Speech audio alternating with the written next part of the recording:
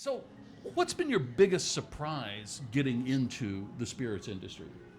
Wow. How much time you got? Yeah. Biggest surprise. It's a lot harder than it looks.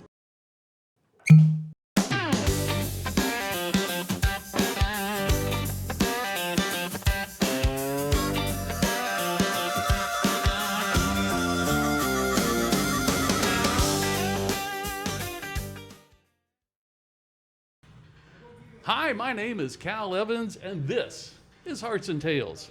Hey, I'm here with Steve Nichols and Mike Weber, and we're in Caribbean Moonshine here in Orlando, Florida. Gentlemen, thank you so much for being here with us today.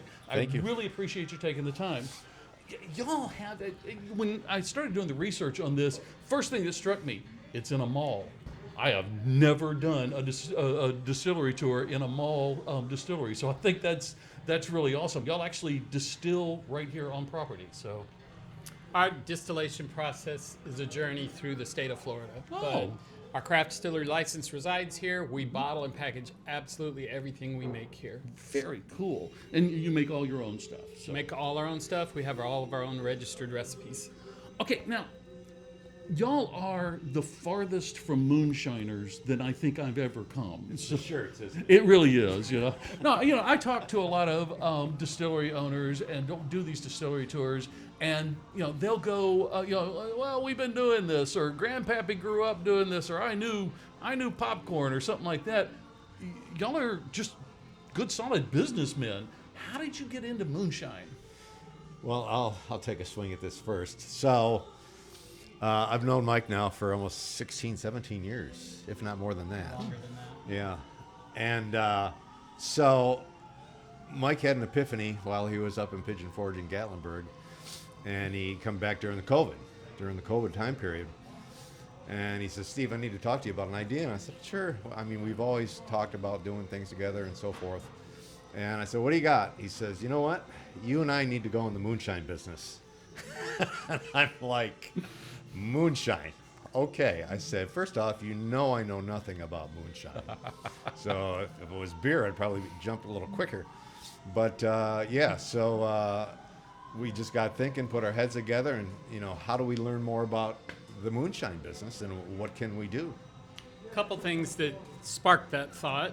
During COVID, obviously I was out of work, so had a lot of time to sit around and do nothing. But the state of Florida adopted the same craft distilling laws as Tennessee during COVID 2022. Yeah. And Steve and he has business up there. I've been working with him and other attractions up in that market since 2000.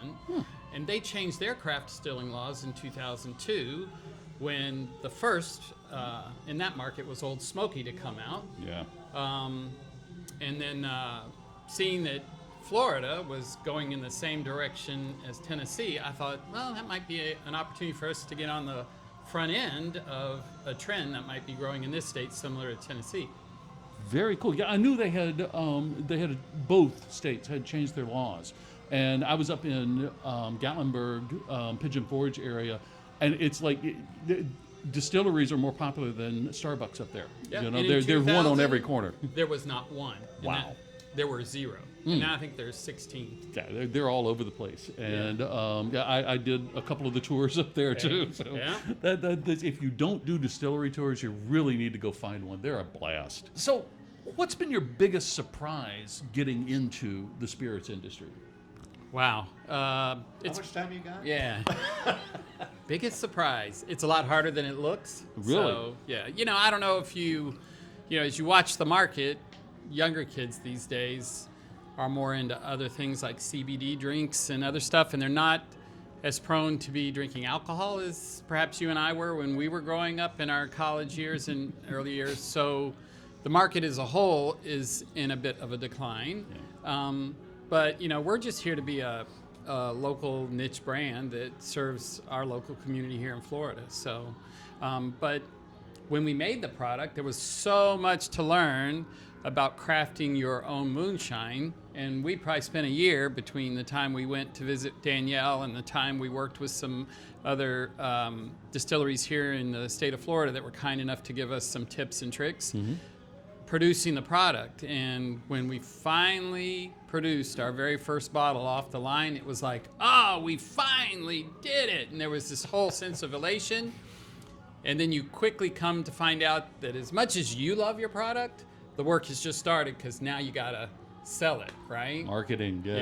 Yeah. So building a distillery and getting it out in the market and letting people know who you are, what you are, why you're different and delicious has been, the challenge for the last 2 years. Interesting. Now, no business. The business is not all fun, okay? And you learned the hard part was marketing. But what was a hard learned lesson? Did you have a batch that went wrong? Obviously, with your peanut butter and chocolate, you had a batch that went right. But did you have an experiment that you go, yeah, we won't be doing that again? Well, when we were developing our flavors, what was the flavor? Guava? Guava.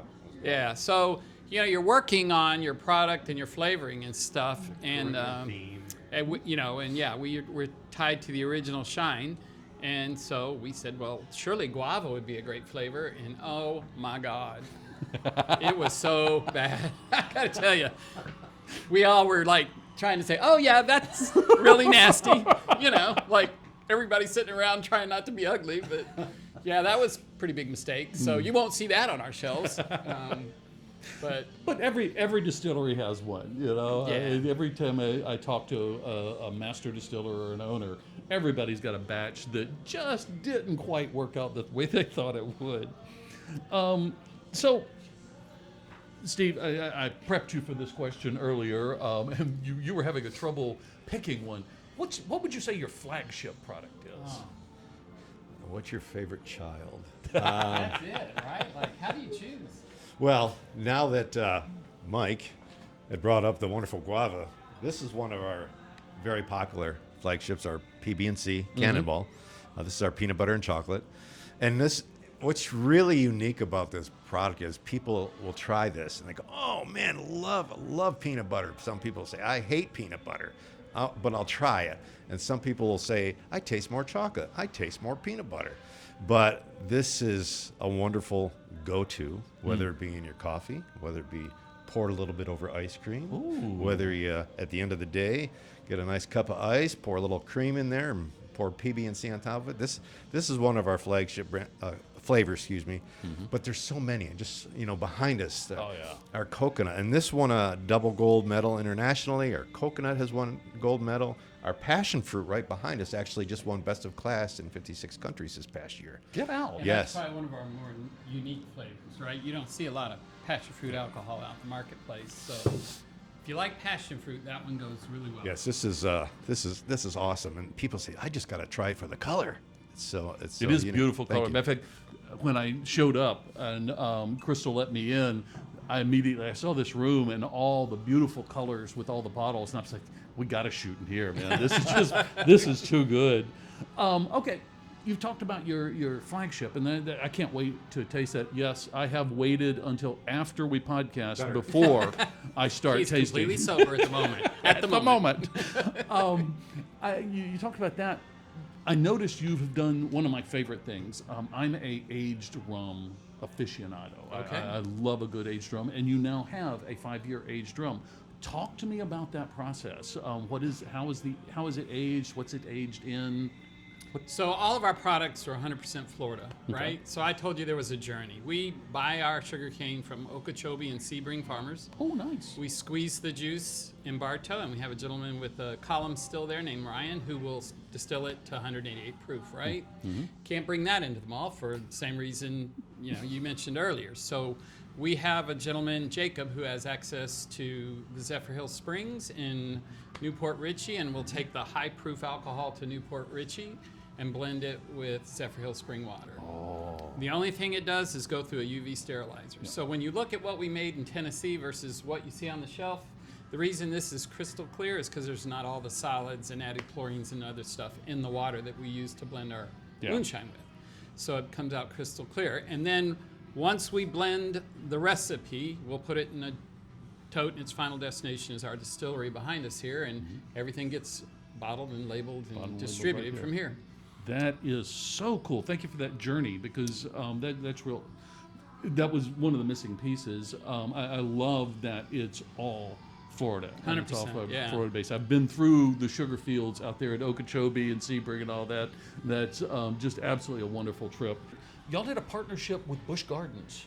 Tell me how that came about, and then talk to us about what made that product special. Well, what was really cool about that is, Halloween is huge around Orlando. Oh yeah. Howl Scream is at Busch Gardens, SeaWorld. And then there's the other guys, Universal Studios, at Halloween Horror Nights, which is awesome. But, we had the opportunity to do this Howl Scream at Disney SeaWorld. And what was unique about that is when people go in there, there's this huge outdoor bar. And they wanted to test us to see, in fact, how we would do. So at the end of that very huge bar was Mike and I on a little 4-foot table handing out samples. And people absolutely loved it. Wow. Because we're introducing ourselves to that market. And it went extremely well. They saw that. Yeah. So the next year, and I'll let Mike Nope. take. So the next spring, Next spring. for the Food and Wine Festival, they have a bunch of different tents and stuff, and they had a very popular American whiskey brand that had a flight. And they thought since this area was more tropical, it might be more appropriate to put our products in there after what they saw at Halloween. So they put us in there, and they did about 3 times the volume with our products they did with that very popular American whiskey. So, so they were happy about that. And, as you develop relationships, so they took what was left over from the spring event, and they do I don't know, you pay $20 or something, and then you don't know what you're going to get, but all the leftover bottles from the spring, they just pour stuff. And so I said, well, can we do something more for Halloween? And the gentleman at Busch Gardens said, why, he loved our 1650 spiced rum. And he goes, would you be willing to white label that? Because we have a Halloween character that we would, promote, and we'll be happy to help you develop the label if you'll white label it. And we did white label it, and we did bring it out 2 years ago. Now, if you go back to 2024, that's when the hurricane hit. Yeah. Unfortunately, the parks lost about half of their Halloween season, but this year it just blew out the doors. And So, that is Voodoo Nightshine? Voodoo Nightshine. And I'll share with you the little snippet that we created for that if you want. Yes, I'd love to see that. And it is just a white label of your spice rum. 1650 Spice Rum. You can get it only for Halloween, Yep. and this year we're going to release it for Mardi Gras. Very cool. You talk a lot about Florida bootlegging. And I've talked to a lot of distillers that say that they were involved in bootlegging and claim that they have family legacy to bootlegging. What's the bootlegging story with y'all? Were y'all actually running? Because I know one of you's from New Jersey. Were y'all running Shine? I'm Buffalo. Buffalo. Oh, okay. We do a lot of them in Buffalo. Listen, Steve and I have never done anything illegal. And if the TTB's watching, we pay all of our taxes, okay? So, no.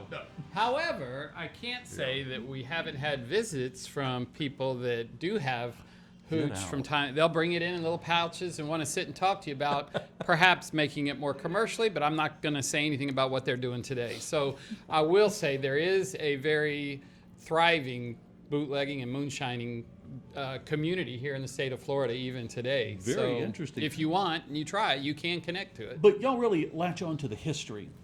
So people go, why do you call yourself Caribbean Moonshine if you're in Florida? In fact, we were told, oh, that should be Florida Moonshine, but it's not Florida Moonshine. A lot of people think that moonshine originated in the Appalachians, but actually it didn't. So the first written record of moonshine comes from the slaves that were forced to harvest the sugarcane in Barbados. And in 1650, they figured out that they could ferment it, boil it into an alcohol, and drink it. And they called that rum bullion in their African language.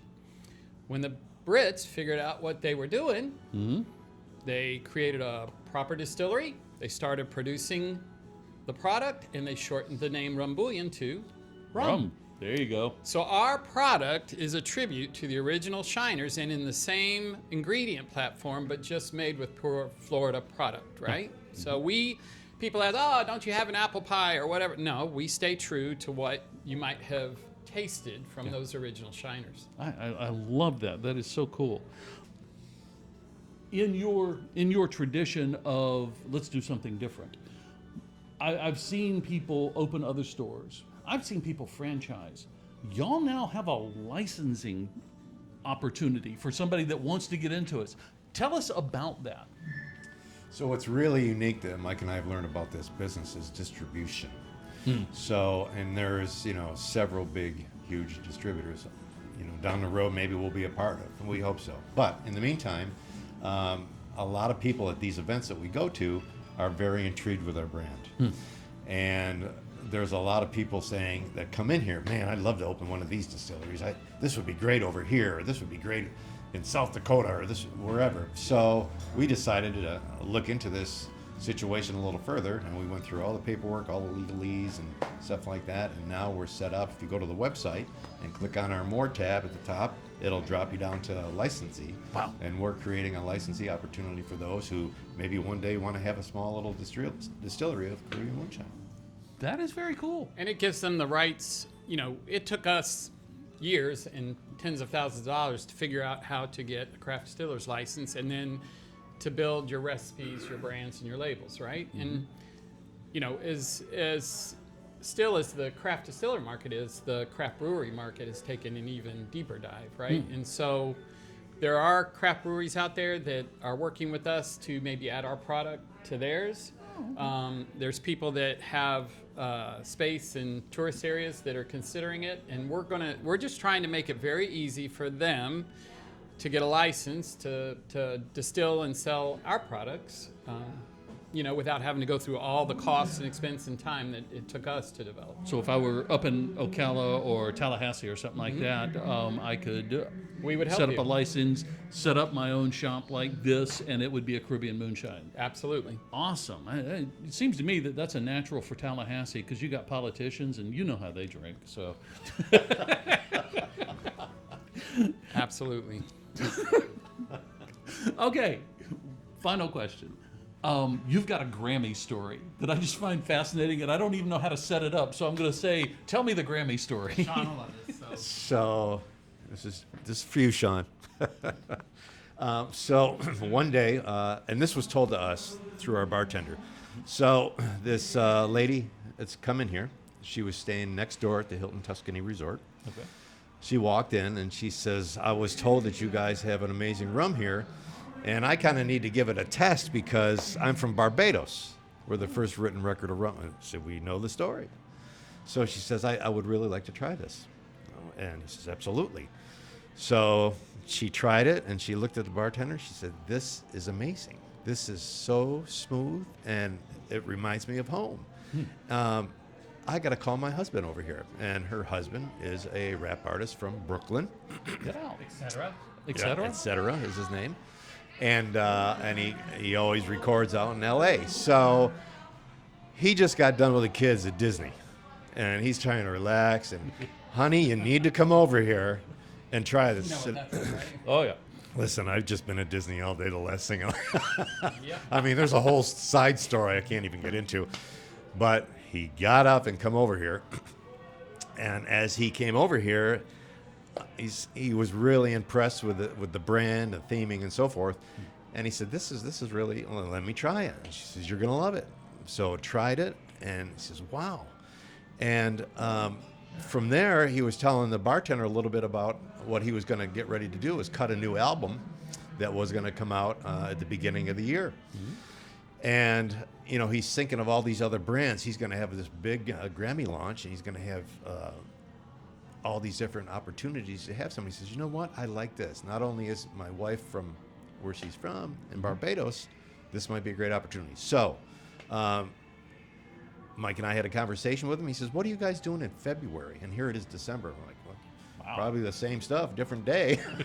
And he says, I would like you to be our guest out at my pre-launch for my album Sagittarius. Wow. So it went awesome, and I'll let Mike chime in here a little bit because it was a great experience. It was filmed, everything was done at Paramount Studios. Right. We were in the Wow. Paramount Studios where, amongst other things, the Jackson 5 Did their recorded ABC. ABC. I mean, you looked at the wall at all of the premier artists and songs that had been recorded there, and we're sitting there with our table pouring moonshine, right? to the LA audience who loved it actually. So we white labeled our peanut butter and chocolate, which was her favorite, as a Sagittarius brand for the Grammys, and participated in his launch event. And it was a blast. And he continues to perform and do events, and he orders the product and sells it at the bars during his events. So. Very cool. That's such an unusual story. We weren't expecting that. That is cool. So come to the Hilton Tuscany. Gentlemen, this has been fun. And like I told you before we started, if it ain't fun, it ain't worth doing. But I have had a ball. I love hearing the stories and hearing the owners and the master distillers just tell us the stories. I wish you all the luck. I look forward every time I'm back up here in Orlando to coming by because this is now, you got cigars and rum. They're going to have to pry me out of it. I was telling Steve, it's a good thing we don't have one of these back home because my wife would have to send the Tesla every afternoon to pick me up. So, well, thanks for hosting us, Cal. We really appreciate you being here. I appreciate Thank you so that. much. Audience, thank you for your time. We do appreciate that. I hope you've enjoyed this and tune in for the next episode of Hearts and Tales.